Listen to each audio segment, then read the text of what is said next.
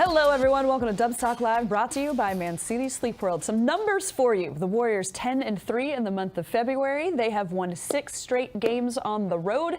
We need to talk about the bench tonight. Those numbers coming up after I introduce Zena, Keita. I'm Kerith, Burke. The Warriors had 59 bench points compared to 15 for the Wizards. Crazy. And Zena, who's coming off the bench lately? I think his name is Thompson. I've heard of him. Klay Thompson, an All-Star, I think. Oh, a yeah. 4-time champion. Right. Huh, and in this new role, yeah. He's looking pretty comfortable. I don't know. What are you noticing about Klay's comfort lately? It looks like this role is exactly what he needed to be comfortable. He is coming off the bench with an explosion, with everything that you want out of a veteran that could look at this as a demotion and is instead looking at this as an opportunity. Klay Thompson has found an opportunity for himself to get some rest for his legs, right? Not playing as many minutes, but coming off and being able to find his shot in rhythm. He's also finding an opportunity to include and involve his teammates even more. And he's finding an opportunity to adjust to the game. He doesn't have to come right out of the gates and be ready to play and be ready to figure out. He can look at the game, assess it, and then figure out where can I come in and make an impact. And you love that. You love to see a player that can do both. Because let's just be real. Just because Klay is doing well in this role doesn't mean he's never going to be a starter again. Correct. Or not capable of being a starter. You're just seeing someone that's capable of adjusting, and he's doing it really well. Yeah, we've seen times in Klay's career where he wanted to start games very hot, so he would heat check a lot. He would maybe have those nights when he's not very efficient. He is our BMW Ultimate Performer because lately for Klay, in 5 games off the bench, he's been the leading scorer in 3 of them. Tonight, 25 points with 6 3-pointers. And he told our post-game crew that, yeah, this has been a seamless transition. It does have its benefits. And we're kind of seeing the best of Klay right now. He's looking really good with his shot. He just seems less stressed. So I do kind of wonder how long might this last for Klay? I think it's going to last for Klay as long as he continues to be positive towards the idea of playing the role that the Warriors need him to play. He has literally come off the bench, been able to shoot like this, right? Be in rhythm, be able to spot up, pump fake, find a shot both outside the arc and inside the arc. And then he's also been able to be effective on defense, been able to be effective as a distributor. What I love most about Klay's game is that when he gets excited, the team gets excited. Yeah, everybody's I don't know cheering if you for Klay. noticed this against Denver, especially in that first half, but when he got excited and started pumping his chest up, Yes. everyone gets excited. Yes. Because it seems like it takes a little bit out of him to get that excited, to get that that emotion going. And so I think everyone, whenever they see him going, the rest of the team's morale comes up. And so it's not just an impact on the court. It's not just an impact on the box score. It's an impact on, oh shoot, Klay's going? Yeah. Let me get up too. Yeah. Let me get hyped too. Because when you see your teammate that's probably going through a rough patch like a Klay Thompson, and he's excited, he's playing well, he loves what he's doing out there, it invokes something in you too. Yeah, well, he knows his teammates will take care of him. So when he checks in, maybe there's a play called for him. Everybody is invested in getting Klay Thompson going because when Klay is going, it's a higher likelihood that the Warriors are going to win. Absolutely. And I want to add one more thing. Earlier this season, when Klay was struggling, the number one complaint and the number one thing that people noticed about him was his checking out. I called them mental retreats in the middle of the games. He wasn't, in my opinion, I don't think that he was doing it purposefully. I don't think that he was doing it maliciously. I think he was doing it out of someone being excellent and being amazing at his job, wondering, what can I do to get better? And when you saw those mental retreats, people looked at it as being selfish. Right? Players coming back to the bench, he's still in his own world trying to figure out what's going on. Klay talked about the fact that Steve Kerr and him had a conversation about this, how he had to get out of his own head. And that is what you've been seeing in these last few games, whether he is playing well or not offensively, whether he is playing well or not defensively, whether he is the one scoring the buckets or his teammates are the ones scoring the buckets. He's checked in, and that's what you want. Zena, I'll say it more directly. We saw Klay sulking at times this season. There were some bad body language games. There was some elbowing the bench, some kicking the bench, some and that can derail your team. You have to be in charge of your behavior. You're on the bench, and you know that kind of stuff can be contagious. Now the other side is coming through contagious in a positive way. Who else is coming off the bench. It's a guy named Chris Paul. He started every single game of his career until he came to Golden State. Man. Okay? He's a Hall of Famer. Klay is a Hall of Famer. Look at some of the selflessness involved, all in service of getting the W. Paul, even today, I talked to you, Kerith. We were in the green room watching this game, seeing Steph and Chris Paul laugh on the way back to the bench. It still fascinates me that this man is on this team. That this man is not only on this team, that he is leading the second unit. That means when the Stephen Curry comes out of the game, that first unit comes and gets a rest. You've got Hall of Famer caliber Chris Paul coming in to do what he's doing here. This man was out for 21 games. 21 games. That's almost 2 months since January 5th when he injured his hand, fittingly, against the Washington Wizards, and is now back after having a left hand surgery to repair that. And as a person that's experienced injuries, when you come back, you're a little hesitant. Yes. You're not, especially the hand that you hurt, trying to pass cross-court passes. You're not trying to get your hand in for deflections, because there's a little bit of a mental game of, will I get hurt again? You saw none of that. The cobwebs were completely shaken off for Chris Paul, and that was really cool to see. And not only how important it is for him to be able to come back and do that without any hesitation, it rounds out that second unit, gives them that director that they really needed and always valued. It opens up things for his teammates around him. Klay Thompson, it opened up for. Trace Jackson-Davis benefited. Jonathan Kuminga benefited. Everyone benefits when he's on the floor because, as Klay Thompson said, he's one of the best to ever see the floor. See is the operative verb there. He can see everything. This man is omniscient. He's a point guard. He's a point guard, but he does it exceptionally well. Exactly, point guard. And then, not only that, he was a spark offensively and defensively. 3-point shooting three. Hey, I've been saying that Chris Paul is a 3-point shooter, especially when it's, catch and shoot. And then also 4 steals. That is a season high. And I was going to mention that too. When you just had hand surgery and you're in there defensively in the right position, 4 steals, the season high, 6 assists in this one. Played 22 minutes in his first game back, did not miss a beat. Okay.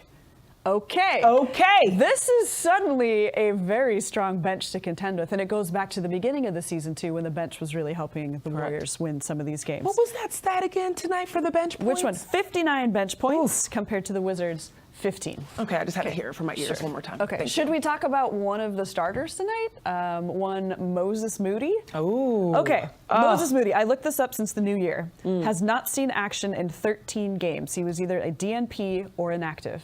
Andrew Wiggins was out tonight for personal reasons. Enter Moses Moody, and he did something difficult. When you're not getting a lot of minutes, when you're not getting consistent play, you could struggle. Yeah. He did not do that. What stood out about his game? Stay ready. That right there. Right. Stay ready, Moody. That's what stood out about his game, his ability to come off the bench. And not only come off the bench and do things like this, the hustle plays, the being able to hit those open shots, being able to sacrifice your body and do whatever it is for your team. Again, you have to think about the fact that after Sunday's loss against Denver, Steve Kerr said, it's impossible to play 12 guys. Impossible. And he said that right now, Moses Moody is out of the loop. He's not going to be there forever. That won't always be the case. People have to stay ready. You want to talk about a perfect example? Yes, here it is. Of being ready? Your coach tells you on Sunday, tells the media, that you're out of the loop right now. You're not in the mix for playing time. And boom, one player is out for personal reasons, and you're stuck. You are inserted immediately, again, for the ability to keep rotations the same, right? That's important, to be able to keep rotations the same. And you come in and you 4 of 7 from 3, 57% from 3. Okay. That save that he had that led to a transition bucket on the other end. I mean, these types of things are what earns playing time. And I think we've been saying this all season.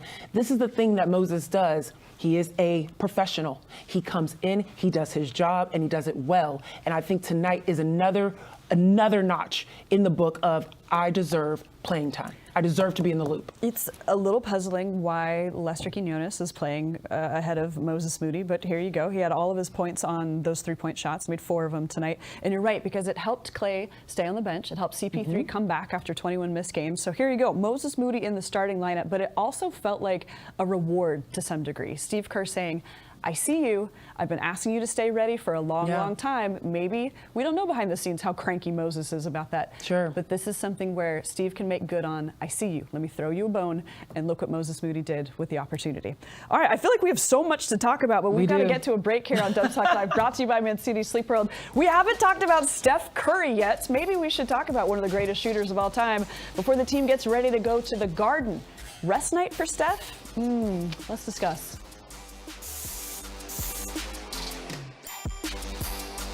Dubs Talk Live is presented by Mancini Sleep World. Visit us during our spring clearance sale. Save big on premium mattresses, plus free delivery. Hurry in now or visit us online at sleepworld.com.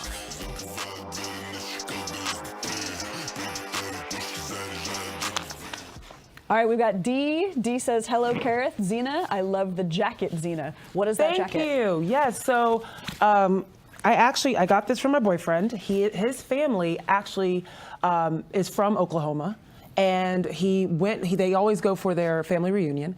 And this year they actually went to the site for Tulsa, Oklahoma's, the site to honor those that were involved in the Tulsa massacre, and found out through his family, he actually had a family member with a store on Black Wall Street. And so he and I have matching jackets, and there's another cup, Kerith. And it says Black Wall Street, Tulsa, Oklahoma. There you go. And be able to support another Black-owned business out there. But it's a really cool place to go. They actually he was able to buy the newspaper that told the story of what happened. So. Very special connection to that place. There you go. Thank you. Good observation there. Thank you. Yeah. Chico, Catherine, hi, Kat. How you doing? Otis, Kat. seeing some of the regular names in here. We always appreciate you watching. For sure. D says, love having CP3 back. Yeah, that was kind of the feel. When you have a Hall of Famer who agrees to come off the bench, two of them now. Like, I'm trying to wrap my head around that. That is formidable because the punches just keep going. It's not like having a great starting 5. It's just like relentless for another team's defense to have to constantly contend with these guys. And you can see how the bench gave the Warriors the win tonight. You see what the Knicks just did at the trade deadline. Alec Burks, Bojan Bogdanovic. That was for a postseason move. They needed a better bench. Benches are what wins championships. It helps, at least. You need to be able to give your starters a rest.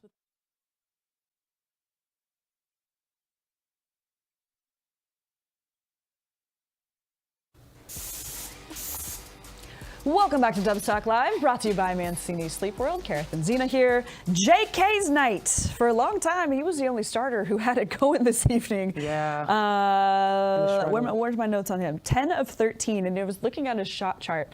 Only 2 of his shots were outside of the paint, which tells me this man attacks the rim, and he is looking very unstoppable. 0 for 0 from the three-point line. Didn't need to. Didn't need to. And that's what I am loving about Jonathan Kuminga's game right now. He is all-knowing of where he is the most efficient, and it's that right there. Whether he is cutting and going downhill into the basket, he's working off the post, he's moving in transition, getting these, I know, right there. getting these beautiful buckets. Shout out to GP2 for that flip back to him. But this is what he can do. He can perform above the rim, and he can play really well in the paint. But now here's the thing. That 10 of 13 is very impressive. Don't get me wrong. But to me, it's that 5 assists that gets me most excited. Because when Jonathan Kuminga adjusts his game from not only being a walking bucket, which we know he is, but a walking bucket and also a solid distributor, scary times. Uh-oh. Can you throw rebounding in there too? Rebounding like too. Well-rounded. Well-rounded. And you think about this, because Steph Curry tonight, even after shooting 0 of 6 tonight from 3 and from the floor, defenders on the Wizards wouldn't leave him in switches. That first play, backdoor screen or backdoor pick from Steph Curry on Jonathan Kuminga's man, you would think that you would get the person going to the basket. That's the scariest person usually. Yeah. What happens? Two defenders are so scared of Stephen Curry and the potential of what he can do that Jonathan Kuminga gets an open lane to the bucket. That's happened multiple times. That play, they open up with it almost every game. And the reason why it works is because he is so scary as a scorer and a distributor. Yeah. Add Jonathan Kuminga. And now defenses don't know what to do. When Jonathan Kuminga's in the block, when Jonathan Kuminga's on the wing, when people are not sure what he's going to do offensively, and they're more scared about that than they are distribution, that's when Klay gets open. That's when GP2 gets open. That's when CP3 gets open. That's when all of these things open up because people are more concerned about the red flag that's Jonathan Kuminga in the middle of the paint rather than the actual people that are wide open around him. And he's racing to the rim in transition too. That was fun to see. So he has the kind of athleticism that is hard to stop right there. And so he didn't even attempt a three, as you mentioned, in this game. And it's not like he can't shoot those. Like all three phases, he can be around the rim. He has the mid-range game. He can do that, but he doesn't need to. That's great. And look what's paying off for him. Okay. So he was doing pretty well. He was pacing the team, JK was, earlier on in this game because, as you mentioned, Steph Curry at halftime 0 for 7, 0 for 6, ended this game with 18 points, but it was not his most efficient night. And this makes me think of the comments from Steve Kerr after the last game. Steph is looking a little bit tired. A little ragged. And I think all of us were wondering, those of us watching the game, why did he not sit this game? Thinking about a Washington team that is not in playoff contention, that is below, 10 wins on the season, arguably Pistons and them right there for worst teams in the NBA. Why would you not give your star an opportunity to rest against this team and just trust that your Warriors, your other Dubs, would get the job done? It was a little bit confusing to see. He looked a little bit tired. It looked like some of his shots were they weren't rushed. They just weren't on target as most of them are. He actually ended up getting harder shots in the second half, which was very Steph Curry-like, but I'm not sure why he played tonight. But ultimately, they got the win. Hopefully he'll find some rest sometime on this 4-game road trip. Well, you did with Podziemski in the starting lineup now and Draymond in there as well, when typically these guys would be labeled non-scorers because you ask them to do other things. But if defenders are going to follow Steph Curry around and make it difficult for him because they have to, and you've got two non-scorers on the floor, could some of this also be spacing? Because Steph said, I'm not tired. And I expect Steph to say that. Like, what player is going to be like, yeah, I do. He's right. I really need a break.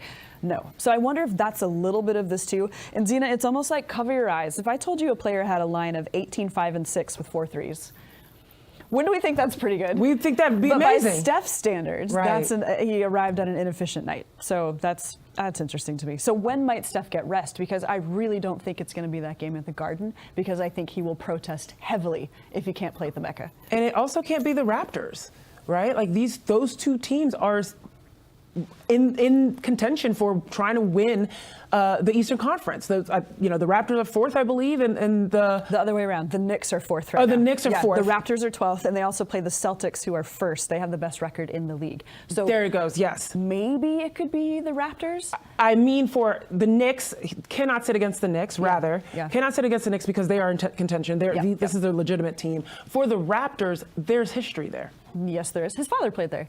Yeah. His father played there. Obviously, we remember 2019. Yeah. I feel like there's going to be a little bit of there. Now, the thing about the Raptors, too, I mean, we're going to talk about this later, but they're young, they're long, they're hungry. Scotty Barnes is playing really well. Scotty Barnes had his season high against the Warriors, and I think they will remember that. And I do believe Scotty Barnes was the guy guarding Steph and made him angry. That was not a good game for Steph. Yeah. So if Steph has that in his mind and wants a little redemption. However, but it's like, there's history there. Yeah. There's history there. So I don't know when he's going to find some time on this 4-game road trip, but ultimately, he said he's not tired. You have to believe someone when they say they're not tired. Okay. Some of it's not his choice. Hey. Listen, if I'm going to pick one, I'm going to say it's the Raptors game because it's just by virtue of being the second night of a back-to-back, which means Steph has to drag his buns across the border. I mean, Fitz said, Fitz said that security and customs and all the above things I didn't even think about. But it's not. You actually, I remember from traveling with the team, you actually have to go to the regular airport. You can't go to the private one. You have to go through customs and go that way. So yeah, it's a lot of activity when 7-foot-tall dudes walk through. That is exactly, and you can't quite hide a Kevon Looney or Darius Saric. No. Okay, we got to see Jordan Poole tonight. He has been playing off the bench since the All-Star break. Things haven't been going as great for Jordan, and you had a feeling like everybody wants to ball out against their old team. He made his first 3 in this game, but then it kind of looked, like one of those Jordan Poole games. Average for Jordan Poole. It was average for Jordan Poole. And what I want to become the average for Jordan Poole, and it probably will be after this season, is that this is no longer a thing. I really want Jordan Poole to just be able to play his game and no longer have this dialogue every single time he plays the Warriors of, are you going to ball out? Are you going to play well? Are you going to, and have this pressure to perform? It adds to me, it's great for our fans because we know that the fans of the Warriors really love Jordan Poole, and those of you guys that watch, NBC Sports Bay Area love Jordan Poole and want to be able to see him and talk about it. But I just feel like it adds an unnecessary pressure to his game that whether he scores and does well, there's conversation that was it good enough? And if he doesn't score well, there's a conversation as to why he's not scoring well and, all of these things. So I just really, really hope that once the Warriors are done with this season and Jordan Poole has 1 year under his belt with the Wizards, that this is no longer a conversation for him. And then he's allowed to just focus on his game whenever he comes to town. Of course, he'll see his friends, but just focus on playing out, balling out when he gets on the court. Yeah, I think the season after a player leaves his old team, it's going to be a talking point. But he's also the highest paid player on the Wizards roster. He is a champion. That comes with a huge spotlight. He's 24 years old. He's supposed to be part of this new look, Wizards team. They are rebuilding, trying to reload if you listen to what they want to accomplish.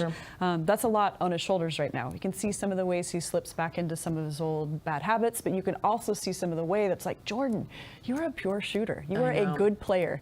And I know we both wish the best for him. Right, exactly. And that'll be the last point I'll say on that is that spotlight on him, there is something to be said about when you over-focus on something, it actually being spoiled and it being rotten, as opposed to balancing the way that you're looking at a situation and all of those things flourishing in the midst of you balancing it at all. It's funny, I feel like I'm dealing with this in my own life, but I would tell that to Jordan, that rather than focusing, and I don't even know if he is, but if that is the case, I would want him to focus less on trying to prove a point to this fan base, to this team, to anyone, other than let me be who I need to be for the Wizards. And I believe the second you allow yourself to think outside of that box and think more balanced in the approach, that's when he can flourish. When he can just be free. And that's what he was when he was with the Warriors. That's the word I was going to use, be free.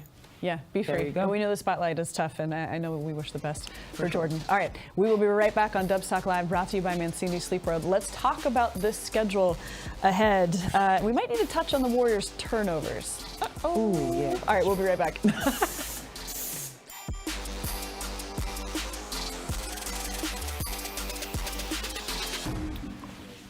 Hello, YouTube. Let me pull you guys up. Is it me or the lighting is just real interesting?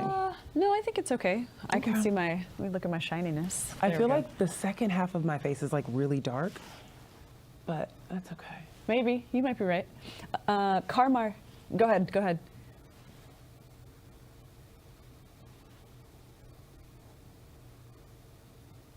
You guys are seeing a full Yeah, we can break. if you want to. 54 Garden. Okay, that was his, in 2013? Okay, and then he also had his three-point record at the Garden. All right, Carmar says Steph respects every team in the association. Can't afford days off when you know they will go after you regardless of what their standings are. Yes. That's true. You know what? Steve Kerr has talked about this before. When the Warriors have been trying to climb in the standings, getting wins obviously is very important. However, he says there is one thing that trumps that. It's players' health. And if a player needs a rest night in order to have their health preserved, he will choose the rest night. So I feel like Steph is maybe teetering on that edge of needing some rest, being reluctant personally to get it. But again, it might not be his decision. If he needs it, he needs it. Yeah. And ultimately, it's for his own good and for the good of the team. Yeah. So I don't know what they're That's a gonna really do. great point. Yeah, I That's a really don't good know point. what they're going to do. Like, because really, where do you find it when the games are so condensed? The Warriors are in the middle of playing 3 games in 4 nights. Yeah. It's tough. Yeah. Elise says all the best to Jordan Poole. Yeah, Animal Style, thank you very much. So, somebody's talking about the Max Strus shots against the Mavericks. Oh, that was major. Oh, I know. Yeah. All right.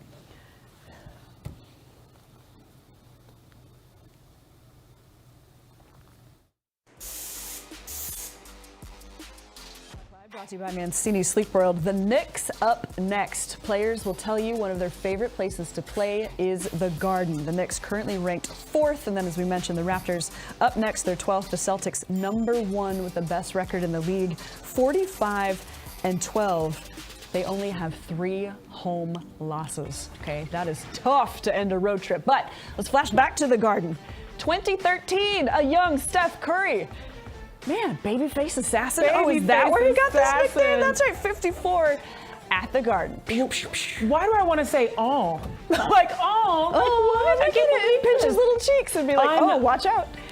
Magical performance. This is what has enthralled people into the essence of Stephen Curry. These type of moments, like his antics started way long ago, where he just loved playing. And this is the competition, the competitiveness that I remember Kobe Bryant talking about why Stephen Curry is so dangerous. Because he'll look like he's just chilling and everything's just fine, whatever, but he has an ability to focus in on a game so much so that even everything that's going on around him, he's still going to have fun. Yeah. And he's still going to produce, and that's what he did at the Garden. So hopefully he'll be able to do that again and put on a show for the Knicks. Our producer Dan, thank you, just told me that Steph Curry was 24 at that time. Who doesn't want to be a showman at the Garden? And of course, Steph broke the 3-point record at the Garden. We were talking about this earlier. One of my favorite pieces of Warriors trivia.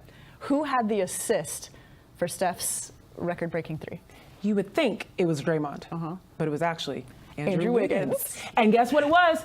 Out of the block, throw in cross court. It's a great play, y'all. It's a great play. Okay. Everybody wants to be the hero at the Garden. Everybody wants memories at the Garden. We'll see if the Warriors have. Coming up, we continue the conversation on YouTube. Thanks for watching Dubs Talk Live.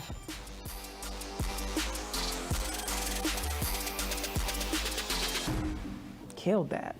In that game, a Titan was born. Hey. Hey. That's real. There you go. What was this like? I don't know. I mean, He just blacks out sometimes. Right, exactly. Yeah, I'm sure. But that's what I'm saying. Yeah. Like, he's just having so much fun. It doesn't matter what's going on around him. He's just like, I'm here. Yes. And I'm having a great time. Yes. And I would love a montage of everything. Not just from the NBA, but because I feel like the NBA ones would be great. Like, between this and this and this and all the things. It would be amazing. But I would love to see pre-NBA Steph. Like, what was he doing at Davidson? Davidson stuff? Like, was he doing that? Like, if there are Davidson fans out there that watched him play in college and remembered these, Interesting. we need clips. We need something, because it's so much fun. It is a lot of fun. And it's interesting. If he wasn't this person, I want to know, at what point did he become the showman? Yeah, when did he become that? When did he become Steph the showman? What moment was he like, oh, I'm that guy. Yeah. I can do this, and it's legit. I'm not putting on a show in a negative way. Yeah. If I do this, right? People are, we've seen we play the Wizards tonight. The Warriors play the Wizards tonight. We've seen some things between Kyle Kuzma and Jordan Poole that the rest of the league has been like, interesting. But that's not this. This isn't interesting. This is, oh, he's nice. Yeah. So I would love to know, when did it shift for him? That's a great question. There's one more thing I want to conclude on because somebody is asking any news on Wiggins. Will he play in the next game? We're not sure right now. When it's a personal matter, that's when reporters tend to back off. So we just don't know. The injury report is always listed in my bio on Twitter. There are hourly updates if you want to check. I hope Wiggins is back. I hope this is a minor issue. I know whenever we hear personal stuff, we remember how long Wiggins was out last time. Don't know what the situation is, but that Raptors game is like a homecoming for him. Yeah. So it would be sweet if he can play. We just don't know. Maple All right, guys. Jordan, they call him. Maple Jordan. That's one right. of my favorite nicknames. All right, guys, thanks for watching Dubs Talk Live. Monty and I are recording a new podcast episode, so stay tuned for that. We've always got you covered.